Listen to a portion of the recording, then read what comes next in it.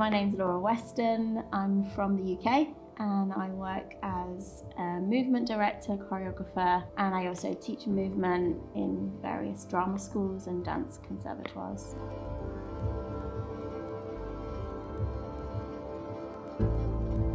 The ATOM Choreographic Series has been a real time for me to explore my practice in a real research context and to give me space and time to refocus after the pandemic. This is the first project I've done, so I'm really thrilled to be back in Bulgaria because I've been here before on other projects.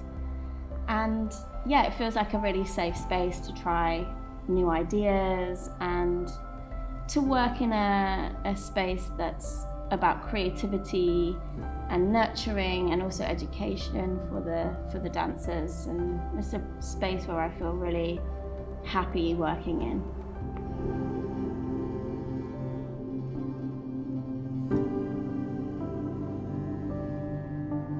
The beginning of the process was really nice to work quite collaboratively with the dancers and the other choreographers that are part of the series, and to experience new practices, new ways of working, and to see how the dancers shifted from one choreographic practice or, research idea to another.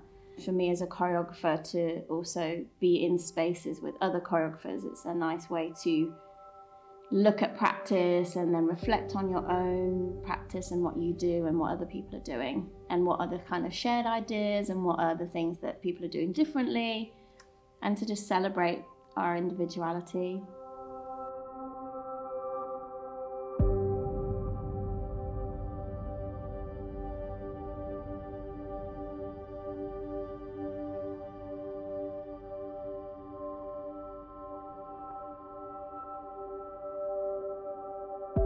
My group of dancers have been phenomenal from the first workshop until now, until this point.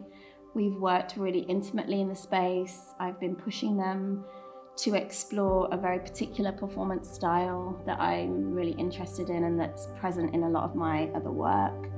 I have a massive range of ages, so I have Marti, who's 16, and then Ivona, who's in her 30s, and it's just nice to see my dancers as human beings and to gain from the younger ones and to help them, nurture them, and to really pull out new qualities from the slightly older ones or more experienced ones. But I feel like we've created a real ensemble. We've come together. There's a lot of support in the space. And I just love them. I love their bravery. I love their vulnerability. They really are seeking the same things that I'm seeking. And I feel like we're on that train together. We're really kind of riding this roller coaster of the piece.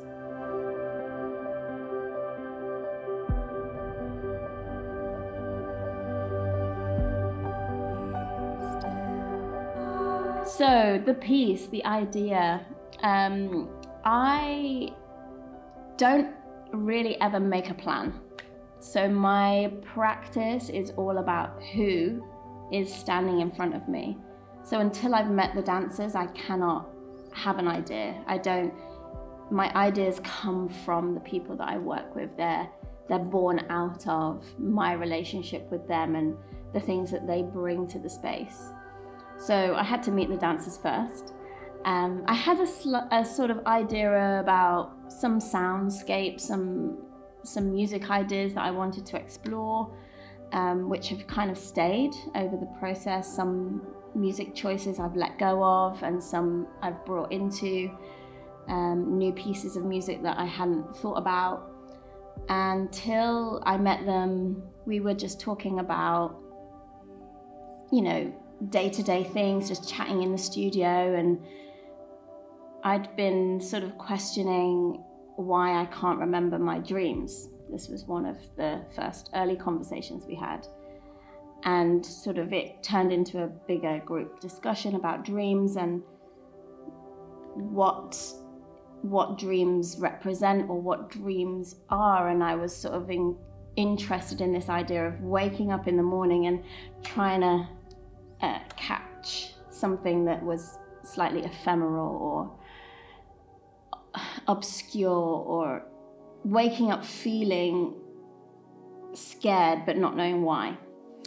So this was part of the conversation with them, and they shared some of their ideas about that, and we sort of looked at how that could come into a movement, score, or situation. And then there was a poem that I'd sort of brought to the space. We sort of looked at that, and then I brought in some sound and textscapes to the space, and we explored that. But the kind of overarching question that I have is, why do we dance? Why do we ask people to watch us dance? And underneath all of that, what is the movement that sits behind the dance, the kind of inner movement that allows us to express ourselves, that allows us to speak, that allows us to sing, that allows us to walk down the street and buy a coffee? These are the questions that I'm constantly asking in all of my work. What is it to dance? And the fact that we're humans before we're dancers is a real big one for me. So really looking at how humans move and behave, and how that can become expressive in bigger forms or compositionally through the staging that I've created for this work. And to really seek that question, why dance?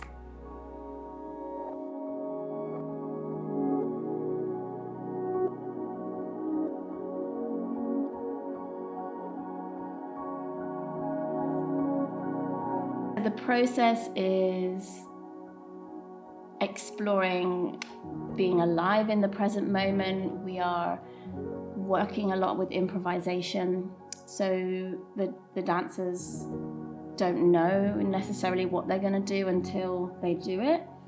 I've guided them through some structures and some tasks and some scores to help create this support underneath. We've been calling it the tiramisu dance.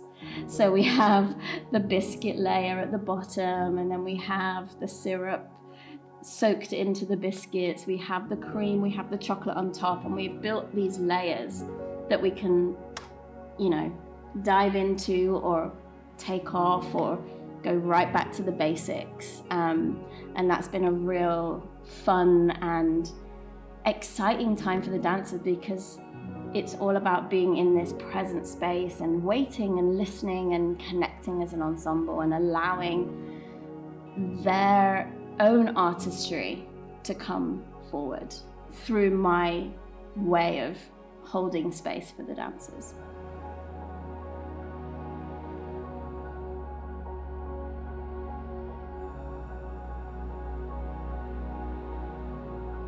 And I love them. I think they're just remarkable human beings, remarkable dancers. They give me so much joy, and I can't wait to see what they do, because I don't know. Who knows? It's gonna be a ride.